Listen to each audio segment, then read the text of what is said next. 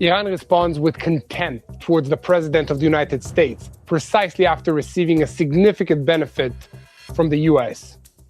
The nuclear program may have been delayed, but right now, the missiles remain.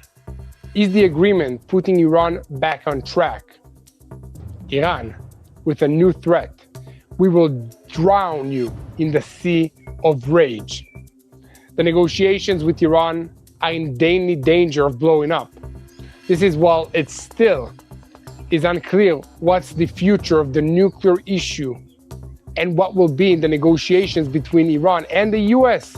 and the Revolutionary Guards are issuing another threat, and this time directly towards Donald Trump. So are we on the way to an agreement or to a trap?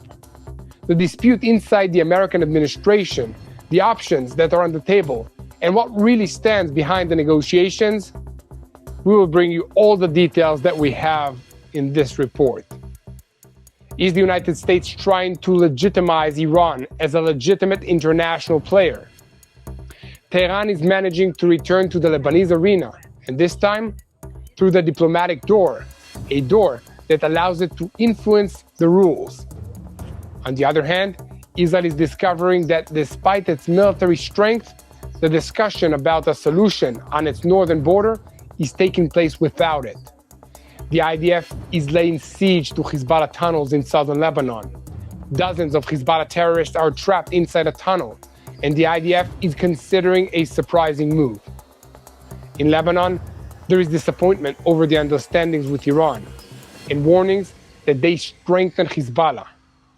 Tying Lebanon to the understanding with Iran is a disaster that could strengthen the terrorist organization. And in the economic arena, the Emiratis, they are returning to trade with Iran, while at the same time, they're investing billions so it will not be dependent on it. Iran already thought that it was riding the wave, and then the new blow landed on it. I'm Yair Pinto, and this is your Boots on the Ground, where we bring you the full truth about what's happening in Israel and also the full truth about what's happening in our neighborhood, the Middle East.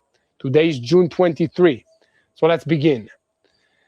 Iran announced that the technical talks with the United States in Switzerland have ended.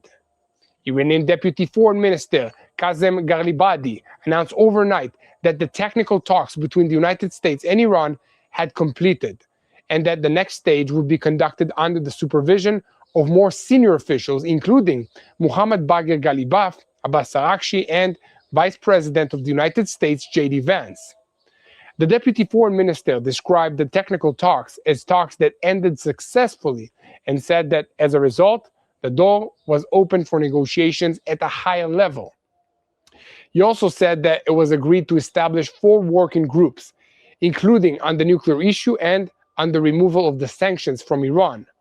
In addition, it was agreed to establish a group whose purpose is to prevent escalation in Lebanon. Pakistan and Qatar will also be members of this group alongside Lebanon. And at the same time, the United States announced sanctions relief against Iran for 60 days after the first round of talks as part of the temporary peace agreement that was signed between the two sides last week.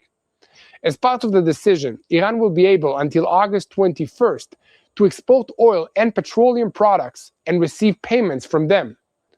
In the talks that are held in Switzerland, the participation of Vice President of the United States, J.D. Vance, and senior Iranian officials showed a roadmap that was agreed upon for formulating a permanent agreement within 60 days.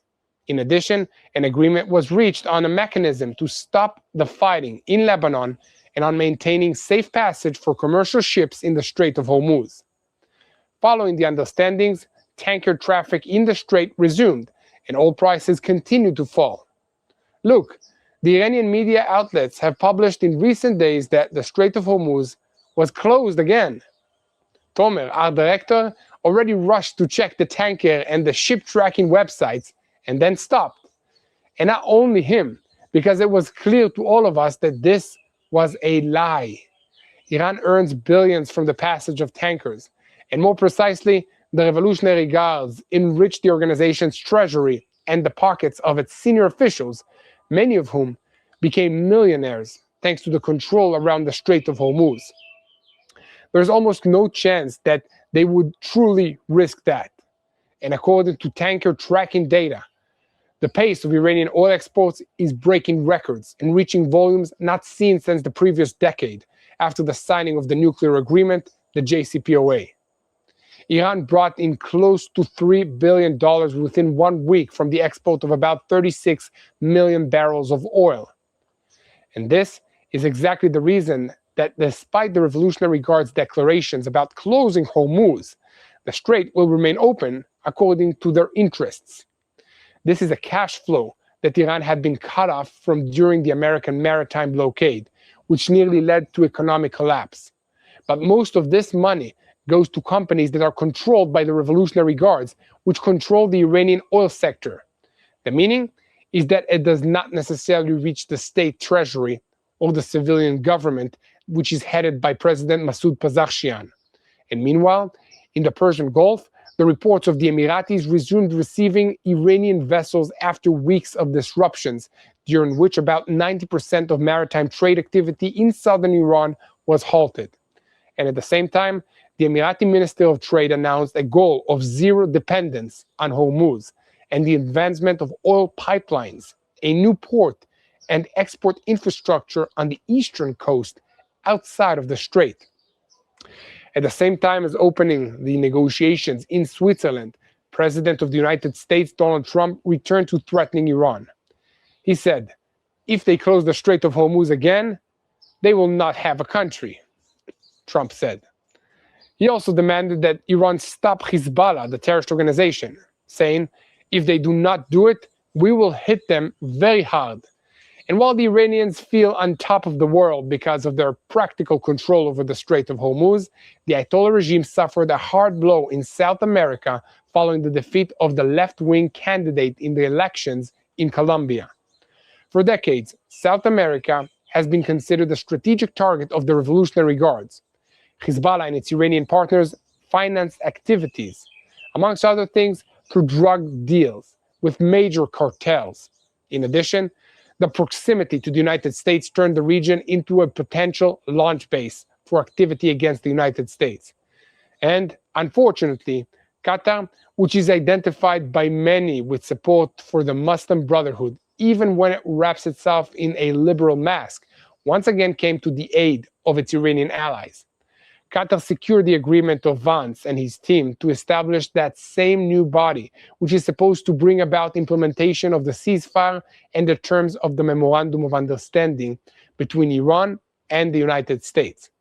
According to the memorandum, there is supposed to be a full ceasefire along the preservation of the Lebanese territorial borders, meaning from the point of view of Tehran and Hezbollah, an Israeli withdrawal. The head of the negotiating team of the Iranian delegation, Mohammad Bagher Ghalibaf, insists that the Strait of Hormuz will be managed by Iran and will operate according to the international law. Hopefully, we will be able to operate the Strait of Hormuz again in terms of passage and return prosperity to the regional and to the global economy. This is a statement by Ghalibaf. He also confirmed that the issue of releasing frozen assets and the sale of Iranian oil were discussed in the talks with the United States. Vice President of the United States J.D. Vance referred in his summary remarks on the negotiations in Switzerland to the situation in Lebanon as if it were a junior commander in Hezbollah who fires from time to time towards Israel and causes it to respond. But Vance knows very well that this is an Iranian bluff because the Iranians themselves told him otherwise. And look, there are fundamental disagreements inside the American administration between Vance's group, which is responsible for the negotiations with Iran, and the State Department, which is headed by Secretary of State Marco Rubio, mainly around the Lebanon-Israel issue. According to sources that are familiar with the details, the State Department strongly opposed the establishment of the cell announced after the talks in Switzerland, which is a body composed of Qatar-Pakistan and the United States intended to resolve the issue of the war in Lebanon. The position of the State Department, as expressed in position papers and close conversation, was that Iran's goal is to sabotage the direct negotiations between Israel and Lebanon by creating a bypass track and it is clear why Hezbollah and Iran oppose direct talks with Israel. According to the official Lebanese position, these talks are supposed to lead at least to a declaration of one weapon in Lebanon and to full sovereignty over the elected government, over the instruments of force and the army and the police. In other words, the disarmament of Hezbollah. Iran is using Lebanon to dictate a new regional order and upgrade its status. Tehran is managing to return to the Lebanese arena, this time through the diplomatic door, the door that allows it to influence the rules. And on the other hand, Israel is discovering that despite its military strength, the discussion about the solution on its northern border is taking place without us. The security establishment is considering allowing the Lebanese army to take control of Hezbollah's tunnel complex in the village of Tibnit in southern Lebanon, in a move that may serve as a first test of the Lebanese army's ability and willingness to act against the terrorist organization. So as you can see, we have a lot ahead of us. Let's dive into the details. I'm Yair Pinto, and this is your Boots on the Ground report, where we bring you the full truth about what is happening in Israel, about the war against the Revolutionary Guards in Iran, which is the head of the crumbling axis of evil in the Middle East. In 1 second before we begin, I want to call on you to continue spreading the truth. Share our content with as many people as possible. Click on the subscribe button, and most importantly, do not forget to look for me, Yair Pinto, and for Mati Shoshani on our social media account, so you can get the view from our eyes of what it's like to live in Israel under this war. Because as missiles once again fall across Israel from Iran, Hezbollah, and other enemies, many people are asking how they can stand with the Jewish state in a meaningful way. The answer is simple: help us rebuild. We invite you to take part in something real, something rooted in the land and in our hearts. The Rebuild Israel campaign continues. It's bringing life back to Israel's north. Along Israel's northern border, an area marked by war, displacement, and loss, we are planting an apple orchard, not as a symbol for a single moment, but as part of a long-term commitment to restore what was damaged and strengthen Israel's future. At a time when Israel is under attack, planting trees is a powerful declaration. We are still here. We are building. We are growing. And we're not leaving. God promised this land to the people of Israel, and together we can help it flourish once again. This orchard is more than just agriculture. It creates jobs for local families. It helps communities return and rebuild. And it sends a clear message to the people of Israel: you are not alone. When you donate, you're not just giving, you're rebuilding. Your support puts trees in the ground, restores livelihoods, and transforms land that is scarred by war into a land that grows again. This is how renewal takes root. This is how Israel rebuilds after war. So stand with Israel today, plant hope, restore the north, and strengthen the future. If you want to plant an apple tree in the northern part of Israel, go to tbn.org/rebuildisrael. Again, that's tbn.org/rebuildisrael, or call 800-804-7895. Again, that's 800-804-7895. Rebuild the land, restore hope, and let's bless the future. And to all of you, keep spreading the truth. Share our content with as many people as possible. Click on the subscribe button. Look for Yair Pinto and Mati Shoshani on our social media accounts, and let's get back to the news, because there's so much more to tell you about what's happening in southern Lebanon. There's above a large Hezbollah tunnel. The IDF is now holding the grounds. And underground, according to the estimates, there's between 30 and 40 Hezbollah terrorists who are inside a broad underground system in the area of the village of Tibnit, near the Beaufort and the Ali El Taher. The forces control the ground above the tunnels, but because of the restrictions of the ceasefire, they're still not entering inside. And here begins the big question of the day. Will Israel continue dismantling Hezbollah by itself, or will the new regional system try to hand this test over to the Lebanese army? In the security establishment, an unusual option is being examined to allow the Lebanese army to take control of this tunnel complex, not as a symbolic step, as a test. Is the Lebanese army really capable of acting openly against Hezbollah? Is it willing to enter a compound where dozens of terrorists are located? Will it dismantle a strategic terror infrastructure, or only stand above it and call that sovereignty? This is not a small question. For years, the Lebanese army has struggled to confront the Hezbollah terrorist organization, sometimes because of operational limitations, sometimes because of lack of will, sometimes because of political fear. Now, after months of war, destruction, American pressure, Iranian pressure, and direct and indirect discussions about the future of southern Lebanon, Tibnit is becoming a live test. The compound itself is not just another local weapons warehouse. It is a tunnel network in a very sensitive area. The Foothold area is not only a historic name, it's a dominant strategic ridge. Anyone who understands the geography of southern Lebanon immediately understands why Hezbollah wants to be there. From there, terrorists can be hidden, missiles can be stored, movement between villages can be prepared, and a presence close to IDF lines of operation can be maintained. And that's exactly what Israel is trying to prevent. In the IDF, the destruction of this compound is defined as one of the central objectives of the activities in southern Lebanon.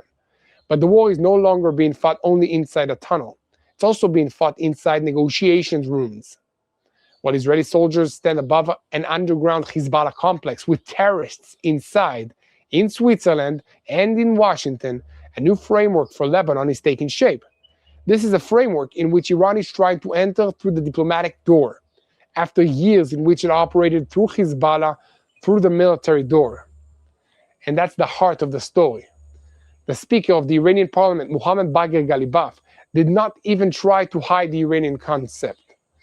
From his point of view, the negotiations are not a break from the war. They're a continuation of that same war by other means. He said that every military success received its true meaning only when it is written down and anchored politically and legally.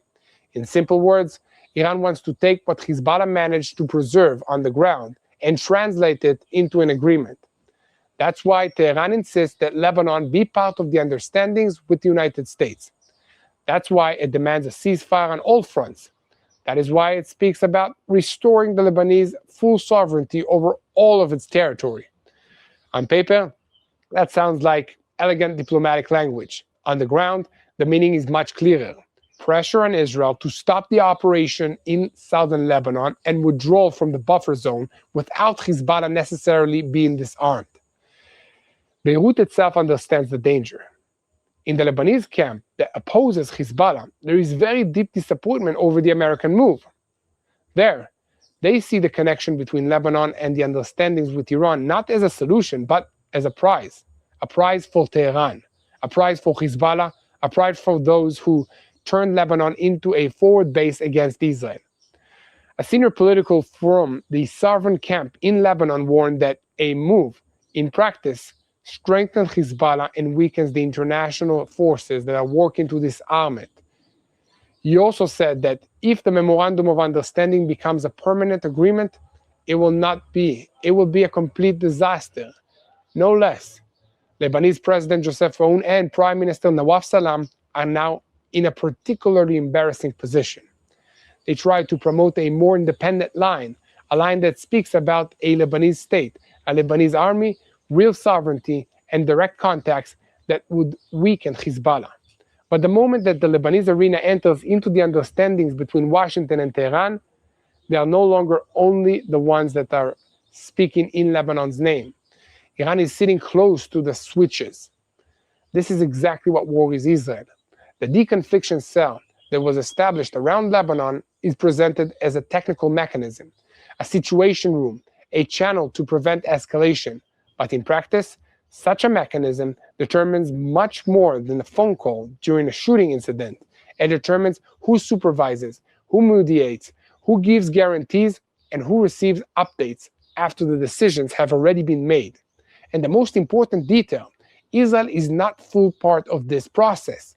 Hezbollah is also not officially mentioned at all, but Iran is, the United States are, Qatar and Pakistan are, Lebanon is. This creates a very strange picture. The one arming Hezbollah receives a seat on the discussion about the ceasefire. The one fighting Hezbollah on the ground is required to explain itself. And inside the American administration itself, there is a serious dispute around this move. On one side, the group leading the negotiations with Iran is pushing for a quick arrangement. On the other side, in the State Department, there are those who see this Lebanese cell as a bypass track meant to harm the direct talks between Israel and Lebanon. The logic is clear. If Israel and Lebanon reach a direct agreement, the next stage is supposed to be one weapon in Lebanon. In other words, one state, one army, one decision on war and peace. From the point of view of Hezbollah and Iran, this is a strategic danger because once Hezbollah's weapons become an official Lebanese problem, it becomes much harder to present them as resistance. That's why Iran is trying to shift the center of gravity, not a direct confrontation between Jerusalem and Beirut, but a regional mechanism in which Tehran receives status. And this is happening while the money is starting to move.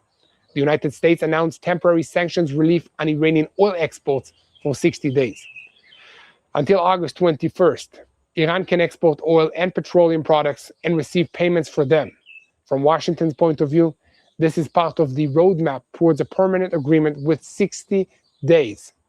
From Tehran's point of view, this is economic oxygen in the maritime arena. The Strait of Hormuz reopened to tanker traffic and oil prices dropped. But here, we need to understand something simple. Iran threatened to close Hormuz. The Revolutionary Guards played with the threat for days, but Iran also earns billions from it. The pace of the Iranian oil, the pace of the exports has reached levels not seen in years. In 1 week, there was talk of nearly $3 billion from the export of about 36 million barrels of oil. In annual terms, if this pace continues, the revenues could approach $100 billion. And this money does not remain clean. A large part of Iran's oil sector is controlled by companies connected to the Revolutionary Guards. Money that enters there can become salaries, missiles, rebuilt bases, weapon smuggling assistance, and terror-building mechanisms for Hezbollah, strengthening the Houthis and tightening the regime's grip against the opposition at home. This explains why the American Treasury Secretary Scott Bessent opposed the temporary lifting of the sanctions. He warned that the move would open enormous income opportunities for Iran, and that it would be much harder to restore the sanctions and enforce them again. And meanwhile, inside Iran itself, the picture is complicated. In the stock market, there are signs of optimism. The real, the Iranian currency, has stabilized somewhat. But on the street, no real relief is visible. The prices of basic goods have risen by more than 100% since the start of this war. The real unemployment rate is approaching, and according to estimates, approaching 50%. More than half of the population lives below the poverty line. President Masoud Pezeshkian is trying to receive part of the revenues, but he too admitted that a significant part of the money flowed during the war to the Revolutionary Guards. This is Iran today, weak on the streets, dangerous inside the mechanisms, economically pressured, but still knows how to turn a crisis into money, and money into power. And before we continue, it's important to say very clearly, the truth about Israel will not reach the world by itself. If you now understand how complex this story is, tunnels in southern Lebanon, negotiations in Switzerland, Iranian money, Hormuz, Qatar, Hezbollah, and countries trying to survive between them, help us spread the truth. Like this report, write in the comments where you're watching from, share it with friends, with family, and with communities, and your churches, synagogues, and where you pray for the situation. Look for Yair Pinto and Mati Shoshani on our social media accounts, because on Boots on the Ground, we bring you Israel from the field, not only from the studio. And now we return to the story, because while everyone is talking about an arrangement, Iran continues to threaten. The Revolutionary Guards issued a direct threat towards Trump. A senior representative of the regime said that the arrogant powers will take with them to the grave the dream of controlling the Iranian nation. Then he turned directly to Trump and said that the Iranian nation will not rest until it drowns him in a sea of rage. These are not words of someone who feels that he has surrendered. These are the words of a regime trying to sell its public the opposite story. Iran was not pressured. America was forced to talk. Tehran did not give in. Washington opened the door for it on the nuclear issue as well, and the gap between the sides remains large. The Americans are talking about the return of inspections from the International Atomic Energy Agency. The Iranians are speaking carefully and at times denying new commitments. They know why. The nuclear program was hit hard. Above-ground facilities were destroyed. The weaponization project was pushed backward. Senior scientists were eliminated. And according to estimates, part of the enriched uranium was neutralized or is under monitoring. But the nuclear program was not erased. It was delayed. And the missiles, they remain. That's one of the most major holes in the emerging agreement. Israel struck launchers, missiles, raw materials, and production capabilities. But the Iranian ballistic threat has not disappeared. If Iran receives money, time, legitimacy, and oil relief, it will try to rebuild what was damaged as well. In the Gulf states, they understand this. There too, there is concern about Iranian missile. Saudi Arabia has not officially come out against this agreement yet, but in the Arab world, there is also clear criticism. The fear is that the arrangement will create American recognition in practice, not only of Iran, but also of the power of its proxies, which are Hezbollah in Lebanon and the Houthis in Yemen. In the Gulf, they know how to smile for the cameras, but they also know how to build an escape plan. The United Arab Emirates renewed the reception of the Iranian vessels in its ports after weeks of disruptions during which about 90% of the maritime trade activity in southern Iran was halted or slowed. For Bushehr province, this is very significant. We're talking about 2,000 traditional vessels called lenges and about 14,000 sailors who can gradually return to work. Essential goods that were stuck in Dubai have begun moving again to Iran. From Tehran's perspective, this is a sign that the barrels are loosening. But the Emiratis, they're not confused. At the same time that it is restoring the trade, it is investing so that it will not be dependent on Hormuz again. The goal presented there is zero dependency on the strait, no less. The direction is the eastern coast, Fujairah, Kuhar Fakan, and Diba. These places are located on the Gulf of Oman, outside the Strait of Hormuz. Cargo that leaves from there does not have to pass through the narrow choke point that Iran threatens. In the field of energy, the Emiratis already operate the pipeline that carries oil from Abu Dhabi to Fujairah. Now, an additional pipeline is being advanced that will double the export capacity to the eastern coast. And a third pipeline is also being examined. Alongside this, there are plans of roads, railways, storage facilities, a new port and export infrastructure for petrochemical products, liquefied natural gas, and refined fuels. This is not a solution for one day. This is a structural change, but the message is clear. In the Gulf, they are returning to trade with Iran, and at the same time, building a system that will allow them to survive even if Iran again uses Hormuz as a lever of pressure. Even outside the Middle East, Iran is taking hits. In Southern America, the defeat of the left-wing candidate in Colombia is seen as another blow to Tehran's influence efforts in this region. For decades, South America has been a strategic target of the Revolutionary Guards. Hezbollah and its Iranian partners operated there also through drug networks, money laundering, ties with cartels, and infrastructure in Shiite communities in the tri-borderal area of Brazil, Paraguay, and Argentina. The bombing of the Amaiya Jewish community building and the Israeli embassy in Argentina in the 1990s were a painful reminder of the depth of the infrastructure. Venezuela was for years the crown jewel of Iran in South America. The rise of Hugo Chavez opened operational space for Tehran relatively close to the United States. And later, Colombia under Gustavo Petro became a point of a political encouragement for Iran.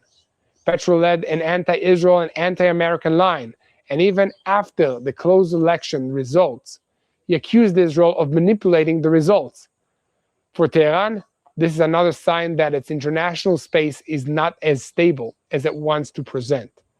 But precisely because of that, it is now insisting and investing in Lebanon. Lebanon is the closest asset, the front from which Israel can be threatened directly, the arena where Iran does not need to send divisions. It's enough for it to hold a terror organization, a party, leaders, weapons, depots, tunnels, and a political mechanism that prevents the Lebanese state from standing on its own feet. And now, Israel is facing a difficult dilemma. If it continues to act forcefully in southern Lebanon, it may encounter American pressure. If it stops too early, Hezbollah may return to the tunnels, to the villages, and to the firing positions.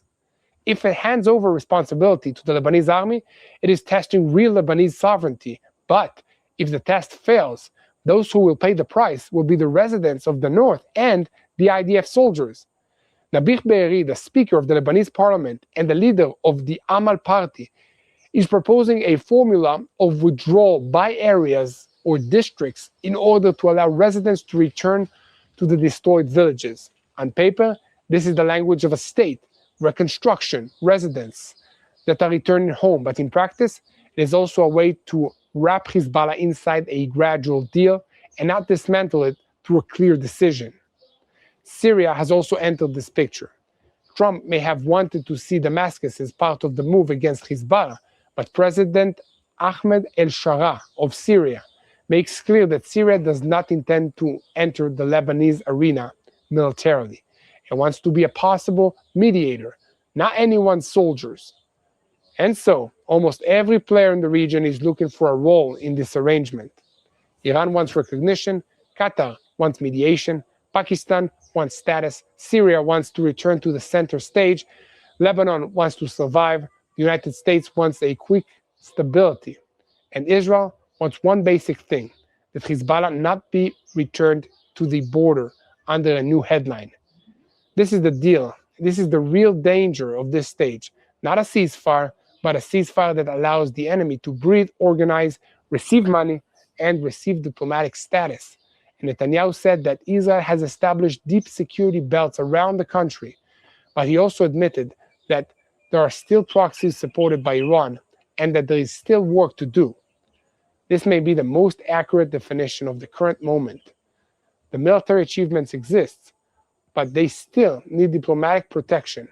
Iran did not succeed in paralyzing Israel militarily, but it is now trying to restrict it diplomatically. If the tunnels in Tibnit remain alive, if the Iranian money flows, and if Lebanon is being managed by Tehran and Washington, then today's quiet may be the preparation for the next noise. So who will enter the tunnels first? I'm asking you this question. The IDF, the Lebanese army, or Hezbollah returning to them under cover of this agreement? Let me know what you think in the comments. And now, we turn to Canada, to a deadly shooting that is shaking the Jewish community in Montreal. A well-known Jewish man in the community, Michael Mizrahi, was killed in a shooting incident near a Jewish area in the city. Canadian authorities say at this stage that the incident is not being investigated as a terrorist attack.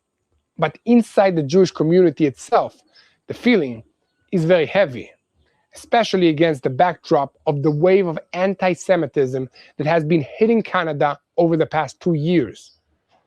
Our correspondent, Ashley Alex, has all the details. Yair, this is a very difficult incident that took place in the heart of one of the most well-known Jewish communities in Montreal. Michael Mizrahi, a familiar figure in the city's Jewish community, was killed in a shooting incident in the Côte de Neige neighborhood in the province of Quebec, an area where many Jews live and where community institutions, synagogues, kosher restaurants, kosher supermarkets, and a local Chabad house all operate. According to the reports, the shooting began in the afternoon, Montreal time. Large police forces were called to the scene following reports of an armed man. During the exchange of fire, a local police officer was killed, another officer was wounded, and the shooting suspect was neutralized. Mizrahi was critically wounded, and his death was confirmed. According to the initial assessments published in Israel, he was apparently hit by mistake by police fire during the incident, but Canadian authorities are still investigating the circumstances of his death. Montreal police and the Canadian government are trying at this stage to distance the incident from being defined as a terrorist attack. Canada's public safety minister said that in his words, this was an internal case, and that at this stage, the police do not intend to examine it as a terrorist attack. However, he added, we will do everything to make sure it is not connected to something else. Canadian Prime Minister Mark Carney responded to the incident and said, I was shocked to hear that a police officer and a civilian were killed and others were injured in a shooting incident that took place today in Montreal. My heart is with the victims, with their loved ones, and with the emergency forces, with the entire Côte de Neige community. Carney also thanked the police officers who acted at the scene, saying that their dedication protects communities in Canada. In Israel, the International Division of Zaka announced that it is accompanying Mizrahi's family. 2 of his daughters live in Israel in the north and in the Sharon region, and another son lives in Canada. Zaka said that the family contacted them after long hours of uncertainty and that they are working with local authorities to release his body and bring him for burial in Israel, according to the family's request. Moshe Bleich, a Zaka volunteer and a resident of Montreal, said that the shock in the community is very great. According to him, the deceased was a known and beloved man who prayed with members of the community at the synagogue. We are all sharing in the family's grief and are waiting for the results of the investigation that will clarify the circumstances of the incident, he said. In Israel, Diaspora Affairs Minister Amichai Chikli called on the Canadian government to wake up.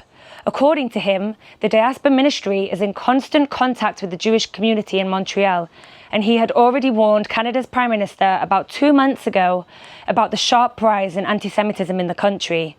Chikli said the time has come for clear actions.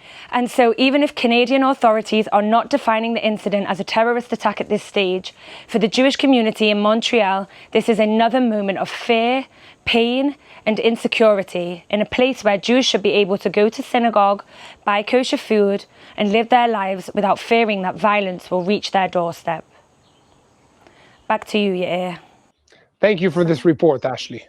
Keep spreading the truth. Follow us, and most importantly, do not forget to hit that subscribe button so that you never miss another update on our TBN Israel channel of our show, Boots on the Ground. I'm Yair Pinto, with me Mati Shoshani. Keep praying for the situation. Pray for the people of the northern communities of Israel. Pray for the children of Israel as we're about to reach the summer vacation.